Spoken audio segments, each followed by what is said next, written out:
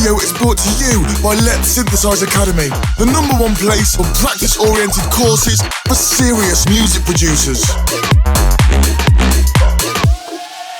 Hey, Dan Larsson here. In this video I will show you how to make the world's simplest Neuro bass that is very effective, very aggressive, and it's really simple. Like always, you can download this preset from my Patreon, but right now let's jump into it. By the way, if you want to learn the main bass from this groove and the previous Neuro and the drums, click here somewhere for the cards. But right now, let me break down how this very simple bass is made. So this is it in pure operator format. Now the theory is very simple because it's a really simple sound. So you need a sine wave, a noise, some compression, distortion and a reverb optionally, and of course some EQing, to fine-tune the whole sound. So it is very simple, but it is very important in what order and how you use these effects. So let me break it down what I did here. So as you can see, I used one sine wave, one noise, very simple, and actually they are not FMing each other because this chain only FMing the whole sound if you use operator D. So these are just simply additional waveforms. Okay, what is more important is the filter, because I use the built-in distortions. So I use the filter emulation called OSR, and I cranked up the filter drive to 3 decibels and the soft shaper at around 1.2 decibels. So without the filter,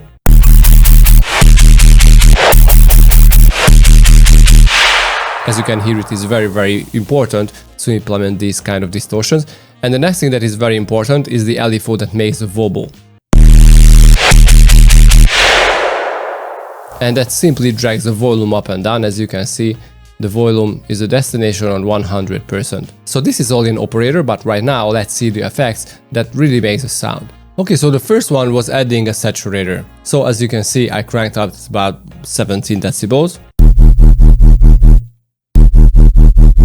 This is what really gives the sound that characteristic distorted heavy middle bass energy kind of thing. Now I added an overdrive, focusing more on the middle areas, like at around 1.3K, but it's actually brought up frequencies that I didn't really like, so I implemented an EQ8, chopping off the middles and the middle highs. And then I added a low TT, and we are almost there basically, but I thought that a multiband compression, this is like a slight OTT light, this is how I would call it. It gives again a very nice touch to it. And this is already a good sound, but we need some EQ to again form the sound into its final format, what I really like. So I cranked up the lows, pulled back the middle lows and the middle highs to make the sound even more comfortable for the ear.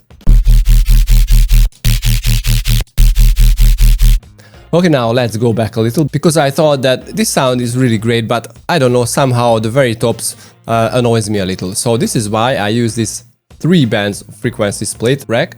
So this is how it sounds. And what's inside is again very simple. In the top band, which plays from 3.6K and above, basically I applied the frequency shifter where I pulled back the frequency at around -7 kHz.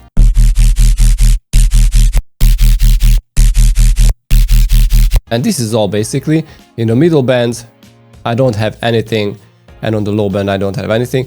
This is a limiter and a saturator here only to add the possibility if I want to tweak something, but they are not doing anything here, so they are just there. And at this point I thought that a reverb could be very great here. So let's add the reverb, Ableton built-in reverb.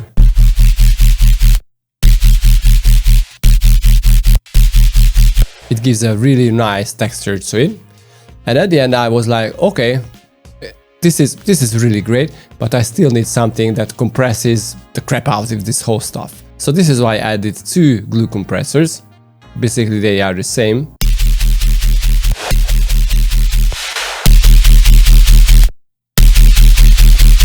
And this is very great because it compresses that wobble that's created by the LFO, and between the reverb is pulled up, like because of the compression, really heavily, and it gives that, I don't know, that very mystific kind of wobble to it, along with the reverb and the noise and everything together, because without the compressor It's just a little flat for me.